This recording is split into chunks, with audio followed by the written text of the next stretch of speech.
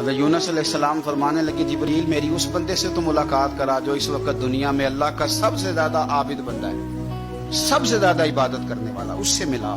حضرت جبریل کہنے لگے آئیے لے چلتے ہیں۔ تو جناب جبریل لے گئے۔ جب لے کے گئے تو اس بندے کے دونوں ہاتھ بھی کوئی نہیں تھے، دونوں پیر بھی نہیں تھے، اس کا وجود سارا تکلیف سے کٹا ہوا تھا اور اس کی آنکھیں بھی نہیں تھی۔ حضرت یونس علیہ السلام فرمانے لگے اے جبریل امین علیہ السلام، میں نے تو کہا تھا عابد بندے کے پاس لے آئے، آپ بیمار کے پاس لے آئے۔ کہا یہ وہ بندہ ہے جس کو اللہ تعالیٰ نے سب سے زیادہ عبادت کرنے والوں میں لکھا ہے، ذرا آئیے اس سے بات کرتے ہیں۔ گفتگو شروع ہوئی۔ حضرت جبریل کہنے لگے آپ کی آنکھوں کا کیا بنا؟ تو وہ کہنے لگا کیا بننا تھا؟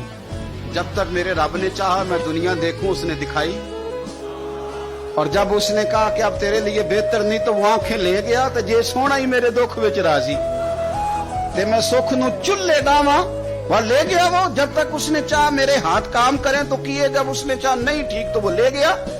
جب اس نے چاہا میرے پیر چلے تو پیر چلتے رہے، لیکن اب رب بھی چاہتا ہے نہ چلے، تو اگر وہ چاہتا ہے نہیں چلے تو ٹھیک ہے، ہم بھی چاہتے ہیں نہ ہی چلے۔